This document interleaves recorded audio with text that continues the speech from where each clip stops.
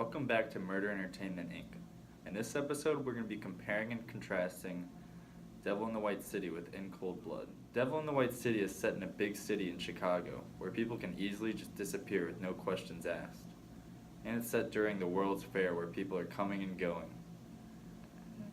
Meanwhile, In Cold Blood is set in a rural area. It's set in River Valley Farm in Holcomb, Kansas, where everybody knows everybody.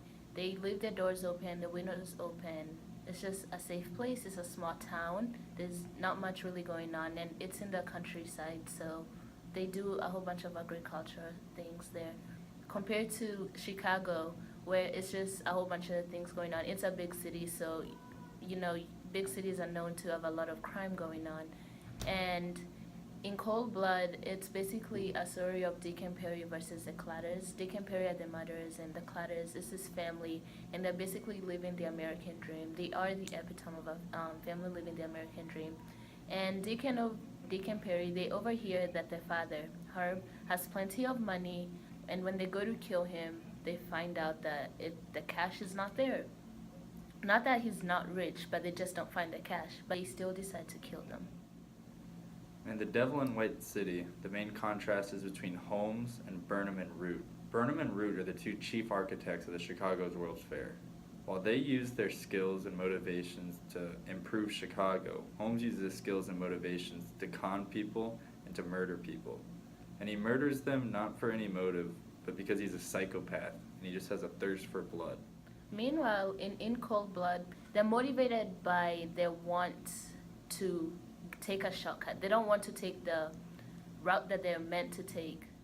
There are some characteristics that both of the murderers have in common.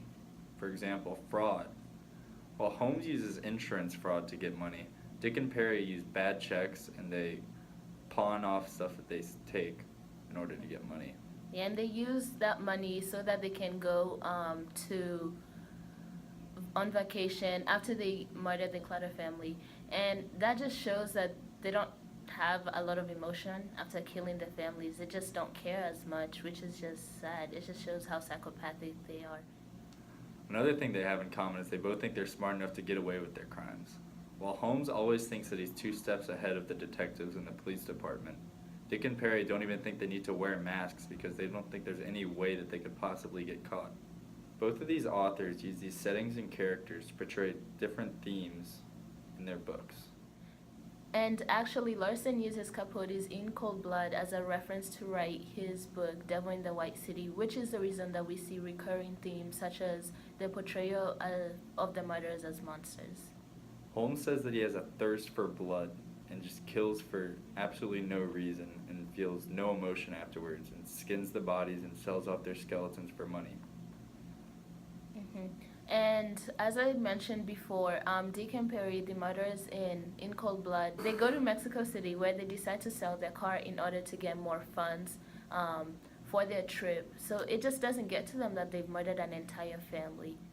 But the authors also portray different themes throughout their books. In Devil in the White City, Larson is contrasting the sanity versus the insanity.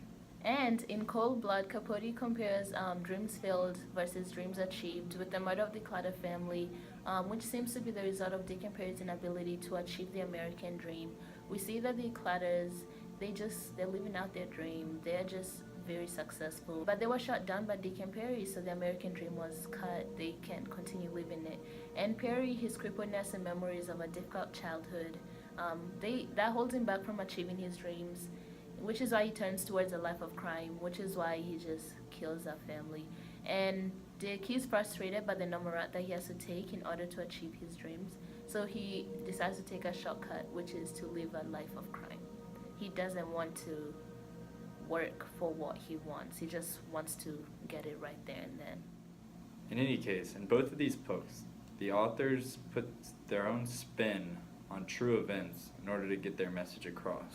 Actually, Truman Capote interviewed Dick and Perry while they were in jail, and they trusted him with the information, and he ended up writing a novel. And so it's nonfiction, and Devil in the White City is also nonfiction. It's based off the events happening in the Chicago World Fair, and it's nonfiction. So these stories are based off real events. Thank you for joining us for this week's episode of Murder Entertainment Inc. We'll see you next time.